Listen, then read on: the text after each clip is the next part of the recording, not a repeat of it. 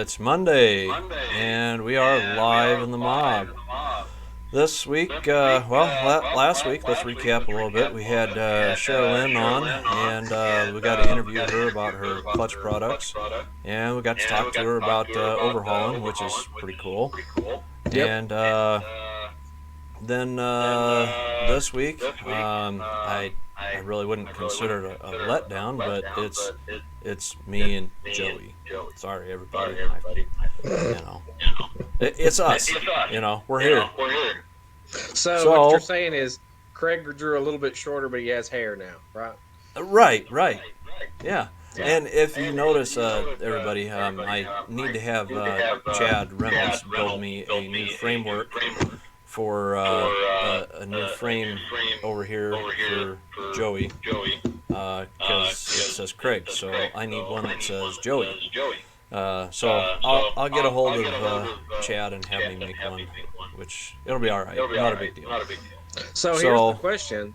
The question last week was I saw some of the comments was Joey's never looked better than he did last week with the way the pictures got moved around because I backed out and Cheryl took my picture. right, So right. now does Craig look better this week than he did last week? In all honesty, I think Craig looks better this week. But that's that. It is what it is. So this week, picking up Daniel. Hey Joey, do you not have headphones in? I do not. Uh oh. Hang on. Hang Hang on. on. Hold off. Okay, everybody, we're gonna let's see. I forgot all about that. This week we're going to kind of discuss about installing trim, fitting the trim, and there's other kind of things that go along with fitting the trim as far as fitting your sheet metal parts first, um, and then fitting your sheet metal or fitting your stainless. So we will do that.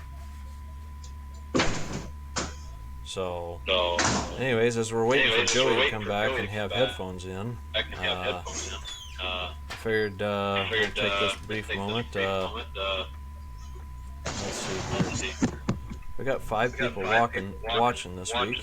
So, as far as stainless, fitting stainless and stuff, it really actually all starts down to fitting fitting your sheet metal first and getting your sheet metal fitted, to where it needs to go. Um, Aligning your fenders or aligning your doors to the body, then aligning your fenders to the doors. And the thing that I always have to remember when I'm fitting stuff is that the fenders, these are old cars. They never fit perfect to begin with. The only way you get perfect fender gaps or perfect fit is if you take and do like like I've said before, that I consider kind of like a Boyd Coddington type of deal, where you smear them even with mud, and then you file everything together, and then you cut out your door gaps later. And that's unfortunately that's what you have to do to get perfect gaps. Excuse me, guys. Sorry. Barbecue. No. Well, there was some barbecue in there tonight. There was barbecue sauce. So, and fitting the sheet metal, you're going to get it as close as you can. And if you don't have the holes and you're installing new trim on it, then the thing you got to remember is that you fit all your sheet metal and then you drill all your holes. I mean, I know there's templates out there that say, this will line up, this will fit, drill these holes here, these templates mark it here, but the thing of it is, that came off of another car, and they may be off, this much or that much, or one way or the other, and when you get all said and done, they may not fit perfectly, and nothing's going to be perfect, but so take your time, fit your sheet metal first, and then put your trim on. And when you put your trim on, it's going to be, so much better of a fit when it's all said and done. So now, as far as fitting the trim, like I says, it's, and I know, what was it? Does 56 have a screw at the front and the rear on the Hmm. trim? And then it's got T bolts inside of the door, right? Yeah, I believe so. Okay.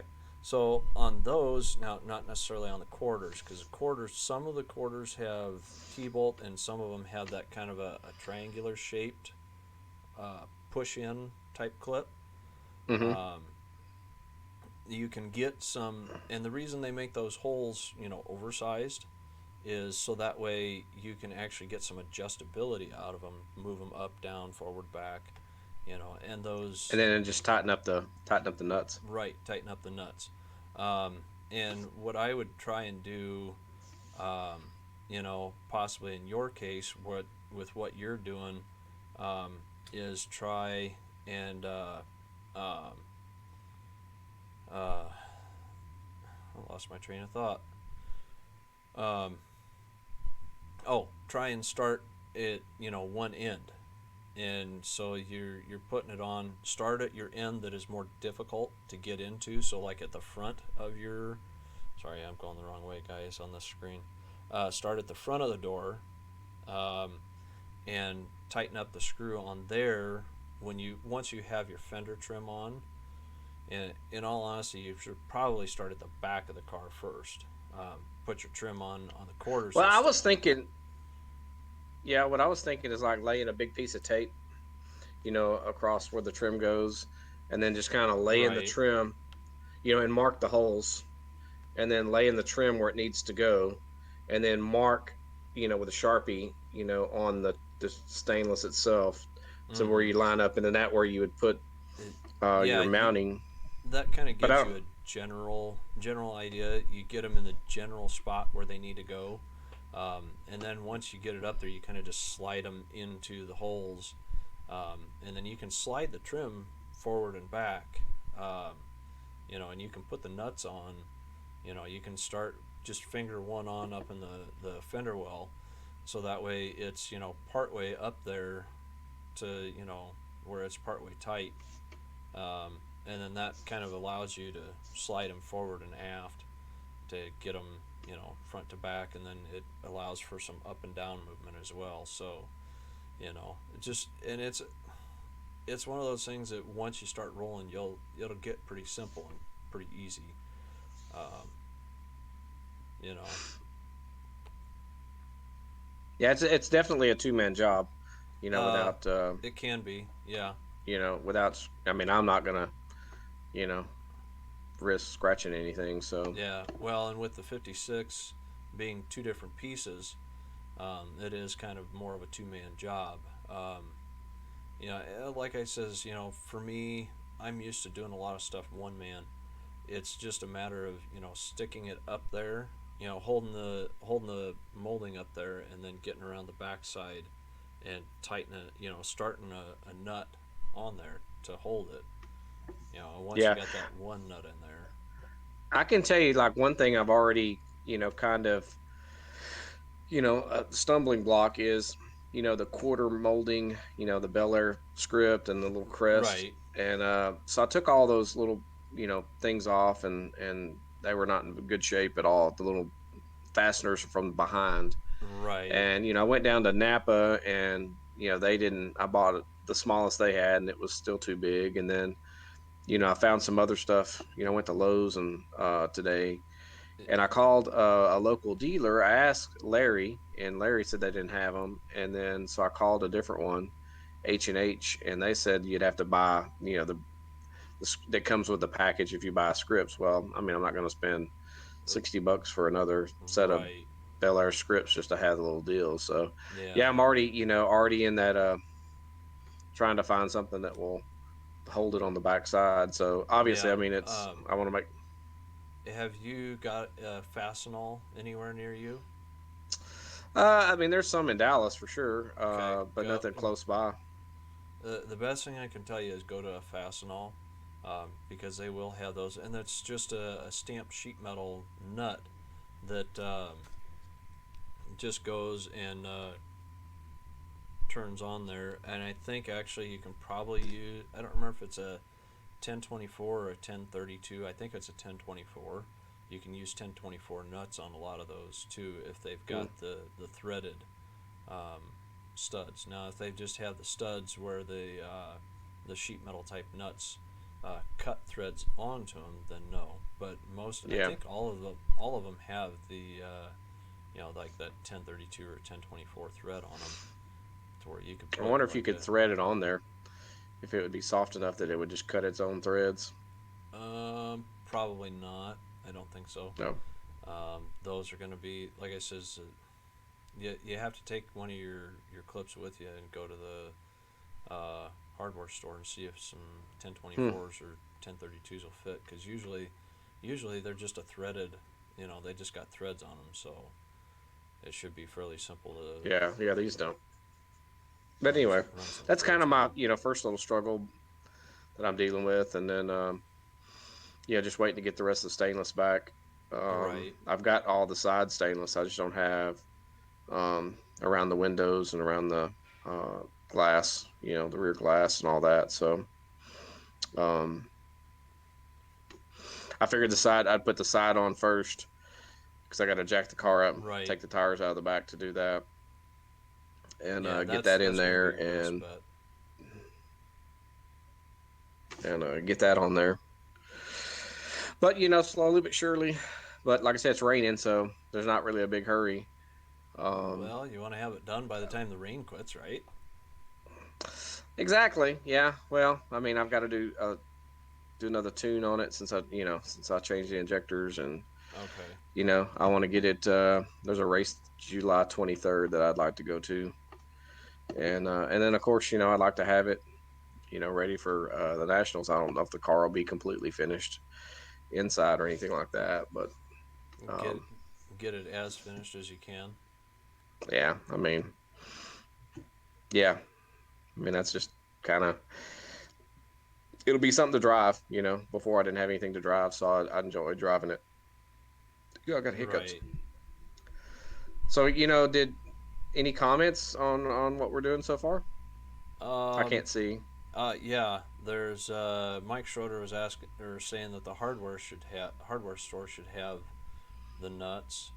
And then Terry Bledsoe was asking if those are the uh, Tinnerman nuts, and I don't know what he's talking about. Tinnerman nuts.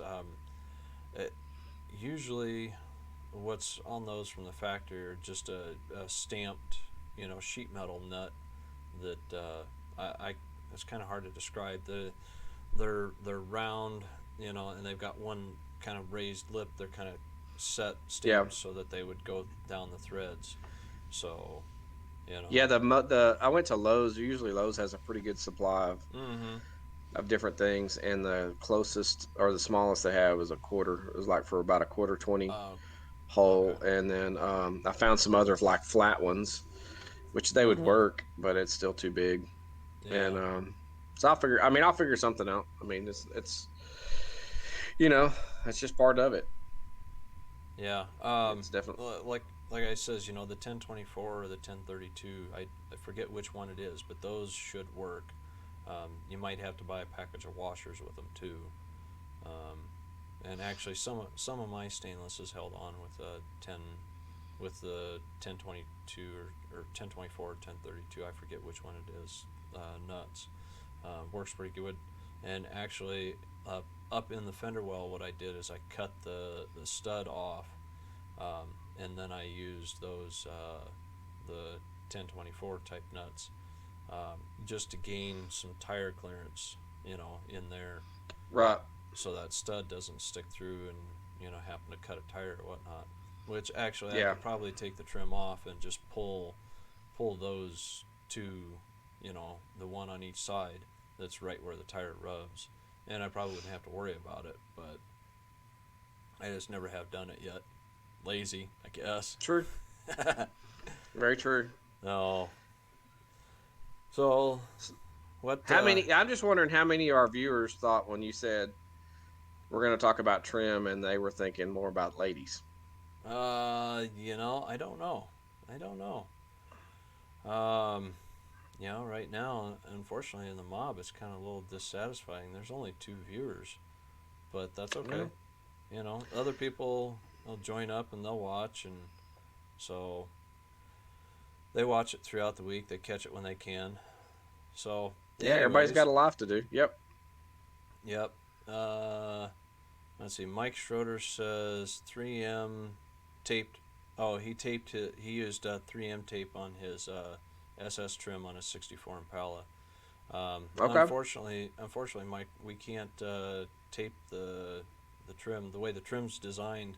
We can't. They're not designed to be taped in any way, shape, or form. I mean, it'd be cool if we could, but Well, the only thing that I mean, I don't know. I mean, this is something that's out of my realm, but in what me and you do, on the back at least, I would mm-hmm. worry, does tire shake? Does that stuff, will it uh, hold it or things like that? I mean, that's the only thing I would just be concerned with well, I think in what we do. using a 3M type tape, um, that would cause a safety issue. Whether it be tire shake or going down the quarter, you've just got that edge of the trim, right around here, on the back side. So you just got that little, quarter of a round there. You're not getting a whole lot of contact edge. So, it's Yeah. it's gonna be weak. So Yeah, I'm not saying things don't work. I'm just saying in what yeah, we do, always, always, I always just try to pass the test of, what am I doing with this thing? I'm not just cruising around in it. And, I right, always most try to think definitely. of safe aspects or what if. So, but yeah, I could say, I mean, some of those adhesives are incredibly strong. I just Oh don't know if I yeah. would, how that would work with what we It, do. for our application, probably not, because drag racing and whatnot is Hang on just a second. I got a neighbor. Hang on. okay. In our application, using like a double face tape or whatnot is not going to be very intuitive for what we're doing, drag racing and whatnot. Now, you guys that are street driving your cars, I don't recommend it, but it's a possibility that you guys could use a double face tape on it. Um, it wouldn't Hey be man, the I'm gonna the I'm gonna have to best. cut off for me. Uh, Okay. I apologize. Yeah, I got to cut off. But I will. I mean, yeah, I don't think I'll be back on by the time this is ending. So I got Okay. to cut off. All right, man. All right. Sorry, We'll guys. check it later. Okay, guys. So it is just me in here. Joey had to leave, so we're uh, we're out on having Joey. So this week, yeah, a little bit different week. Life comes up, life happens. The show isn't always as long as we would like. So, anyways, yes, Andy. Craig looks a lot shorter uh, on camera, but he is pretty tall, actually. So, um, so then this week, with uh, with that being said, I'm gonna quick hop into the mob real quick, and I'm gonna scroll through see if I can't find something to talk on for a couple minutes. If there's any kind of a topic that people have been talking about lately. Um, so let's see here. Gotta wait for it to. Yeah, I see. So Jeff Harris was posting the other day that his dad passed and his stepmom is looking at selling stuff, um, and he has everything but the block for original 265. Are the parts worth keeping or selling for scrap? And some Chevy script valve covers. The thing to remember about parts that are out there, the parts are getting scarcer and harder to find. So keeping the parts around, I wouldn't be afraid to keep the parts around. Possibly put them up on eBay, that kind of stuff. As we all know, we search and we look for things, and you know, it's it's hard to find parts anymore. So I would say probably keep them and put them up on eBay. See what they might bring. And a lot of guys are wanting the old parts that they've thrown away over the years. So I wouldn't be afraid to hang on to those parts. Possibly put them on eBay. And sell them. And as I'm scrolling down, I see Christopher Files picked up a Chevrolet two-door bench seat for $175. And from what I understand from a couple of local dealer type guys, that is actually a real good score.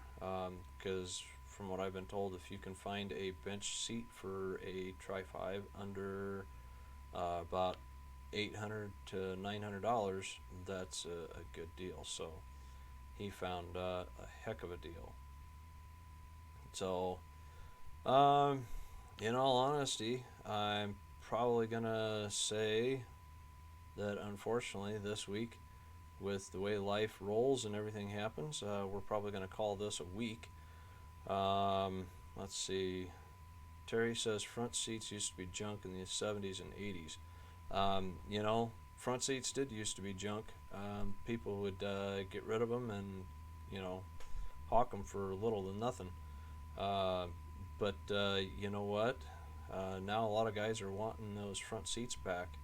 So, if they can get them and get them at a decent price, that would be really cool. But they're not cheap anymore. People are wanting a pretty penny for them. Anyhow, with that all being said, please make sure to let everybody know that next week we're going to have Joe Barry on. He has the Creamsicle 56. Drag Week veteran. He's been on Drag Week multiple times. We'll talk with him about his 56 as to where it came from, where it started, where it started life and where it came from and where it is now, to struggles and trials, everything that he's gone through. We'll probably ask him questions about Drag Week. We'll probably ask him if there's a bit of a rivalry between him and Jeff Lutz. So who knows? We'll see what happens. And this week, I do want to say thank you for everybody that tuned in and watched. I do apologize that this week is kind of cut short, but that's okay. It's life happens and it's not perfect. So, anyways, thanks for watching. Thanks for tuning in, and we will catch you guys next week. Have a good one. Talk to you later.